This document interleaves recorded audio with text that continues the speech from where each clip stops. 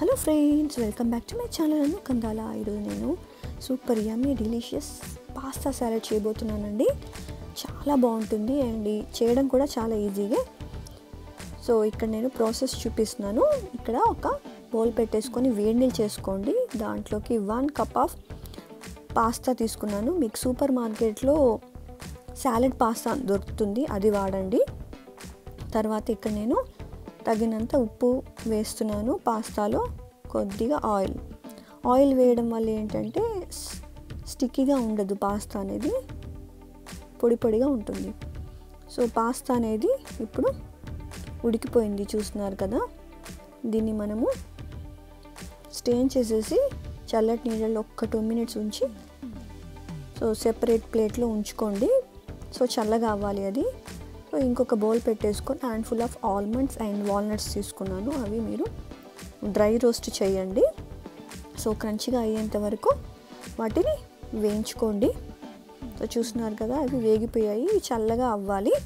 చల్లగా అయిన తర్వాత మనము ఒక మిక్సీ జార్లోకి వేసుకొని తర్వాత దాంట్లోకి హ్యాండ్ఫుల్ ఆఫ్ బాజిల్ ఉంటుంది కదా, బాజిల్ లీవ్స్ తీసుకోండి.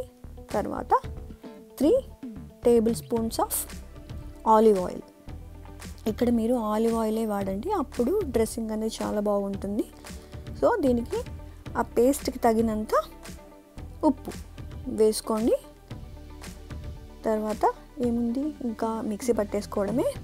సో చూస్తున్నారు కదా, పేస్ట్ అనేది రెడీ అయిపోయింది. పక్కన పెట్టేసుకోండి అది. తర్వాత ఇక్కడ నేను వెజ్జెస్ చూపిస్తున్నాను. మిక్స్డ్ పెప్పర్స్ అండ్ స్పినచ్ అండి. సో వీటిని మనం స్టిర్ ఫ్రై చేయాలి. సో ఒక ప్యాన్ పెట్టేసుకొని కొద్దిగా ఆయిల్ వేసేసి సో ముందు పెప్పర్స్ కొద్దిగా వేయించుకోండి పచ్చిదనం పోయేంత వరకు. దాని ఆ క్రంచీనెస్ అనేది పోకూడదు. జస్ట్ ఒక ఫ్యూ మినిట్స్ ఫ్రై చేసిన తర్వాత పాలకూర అనేది యాడ్ చేసుకోవాలి. సో పాలకూర అనేది యాడ్ చేశాను ఇప్పుడు.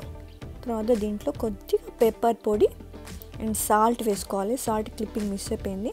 అవి వేసేసుకొని మళ్ళీ ఒక 2 మినిట్స్ ఫ్రై చేసుకుంటే వెజ్జెస్ రెడీ అయిపోతాయి. సో అవి పక్కన పెట్టుకోండి, చల్లారాలి. సో చల్లారిన తర్వాత ఇక్కడ నేను డ్రెస్సింగ్ అనేది చూపిస్తున్నాను.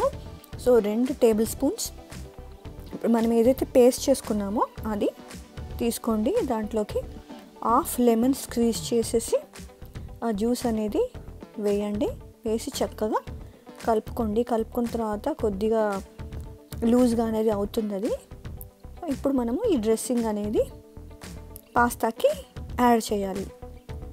సో ఒక సెపరేట్ బౌల్ తీసుకున్నానండి. తీసుకొని దాంట్లో పాస్తా చల్లారిపోయింది కదా, అది ఇప్పుడు దాంట్లోకి వేస్తున్నాను. వేసేసి మనం ఏదైతే డ్రెస్సింగ్ చేసుకున్నామో అది యాడ్ చేసుకోవాలి. సో ఇక్కడ మనకు ఆ పేస్ట్ చేసుకున్నాం కదా, అది ఎక్కువ మిగిలితే మీరు ఫ్రిడ్జ్లో స్టోర్ చేసుకోవచ్చండి. సో కలిపేసాను కదా, మనము వెజిటేబుల్స్ కూడా ఇప్పుడు యాడ్ చేస్తున్నాను. చేసేసి అది కూడా చక్కగా కలుపుకోండి ఒకసారి. దట్స్ ఇట్, మన పాస్తా అనేది రెడీ అయిపోయినట్టే.